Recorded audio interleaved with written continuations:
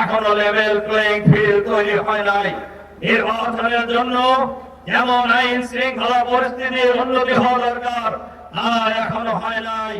সংগ্রামী ভাই এবং বন্ধুগণ, আমরা সবাই জানি হাজার হাজার মানুষের জীবনের বিনিময়ে, লক্ষ লক্ষ মানুষের রক্তের বিনিময়ে, লক্ষ লক্ষ মানুষের জুলুম নির্যাতন এবং বছরের পর বছর কারাবন্দী জীবন যাপন করার বিনিময়ে বাংলাদেশের মানুষ ফ্যাসিবাদকে বিদায় করে নতুন বাংলাদেশ পেয়েছে। এই নতুন বাংলাদেশের অন্তর্বর্তীকালীন সরকারের প্রধান ডক্টর মোহাম্মদ ইউনূসের নেতৃত্বে অন্তর্বর্তীকালীন সরকার গঠিত হয়েছে।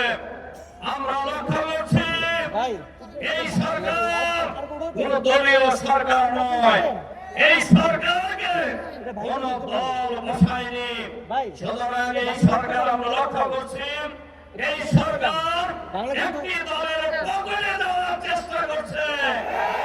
পরিষ্কারভাবে হুঁশিয়ার করে দিতে চাই যে বাংলাদেশের মানুষ ফ্যাসিবাদ মুক্ত করে নতুন বাংলাদেশ গড়ে তুলেছে।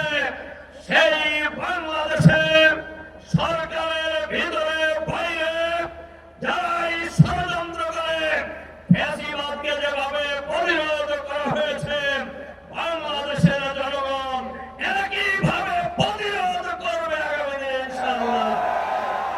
সংগ্রামী ভাই এবং বন্ধুগণ, আপনারা শুনেছেন সরকারের প্রতিশ্রুতি ছিল, জনগণের প্রত্যাশা ছিল সংস্কার করতে হবে।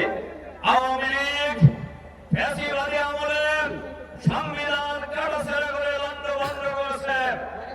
এই বাংলাদেশের রাজনীতিবিদরা, বিশেষ করে একটি দল, তারা বলেছে হাসিনা বন্দুকের কোর্টে বিচারালয়ের কাঁধে বন্দুক রেখে একের পর এক পাখি শিকার করছে।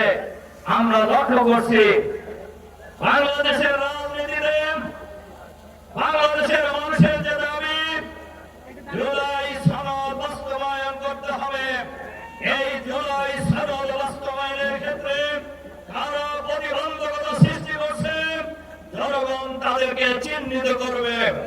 আর এই জুলাই সনদ আইনে ভিত্তি দেওয়ার ক্ষেত্রে সরকারের ভিতরে থেকে যারা ডক্টর ইউনূস সাহেবকে কুপরামর্শ দিচ্ছেন, জনগণ অতীতের ন্যায় তাদেরকে আগামী দিনে চিহ্নিত করবে। জনগণের দাবি ফেয়ার ইলেকশনের পরিবেশ তৈরি করতে হবে, লেভেল প্লেইং ফিল্ড তৈরি করতে হবে। সরকার যদি এক্ষেত্রে দুর্বলতার পরিচয় দেয়, একটি শ্রেণীর আওয়ামী স্টাইলের নির্বাচন করার স্বপ্ন দেখছে, আমরা সরকারকেও বলবো, তাদেরকেও বলবো, বাংলাদেশের বাড়িদার আওয়ামী স্টাইলের কোন নির্বাচন বাংলাদেশের জনগণ আর হতে দেবে না ইনশাআল্লাহ। নির্বাচন, ষড়যন্ত্রের নির্বাচন বাংলাদেশের মানুষ আর করতে দেবে না। আমরা সরকারকে বলি, পরিষ্কার ভাবে বলতে চাই, এখনো লেভেল প্লেইং ফিল্ড তৈরি হয় নাই। নির্বাচনের জন্য যেমন আইন শৃঙ্খলা পরিস্থিতির উন্নতি হওয়া দরকার, তা এখনো হয় নাই। এর বড় প্রমাণ জাহাঙ্গীরনগর বিশ্ববিদ্যালয়, একটা ছোট্ট বিশ্ববিদ্যালয় নির্বাচনের ভোট গুনতে লাগছে 40 ঘন্টা। কাজেই আমরা কেন 40 ঘন্টা লাগলো? জাতিকে আর বোকা মনে করার কোন কারণ নেই। পরাজিত হওয়ার আশঙ্কায় ভোট বানচালের ষড়যন্ত্র করেছিল। অনেকেই আশঙ্কা করে এরকম বিজয় যদি হতেই থাকে, অনেকেই নির্বাচন নিয়ে আরো জোরসোরে ষড়যন্ত্র করবে। আমরা কোন ষড়যন্ত্র বাংলাদেশে বাস্তবায়ন করতে দেব না ইনশাআল্লাহ। আগামী সকল দাবি আদায়ের মধ্য দিয়ে আগামী ফেব্রুয়ারি মাসে নির্বাচন হবে ইনশাআল্লাহ। সেই আন্দোলনের সবাইকে শরীক হওয়ার আহ্বান জানিয়ে আমার বক্তব্য শেষ করছি।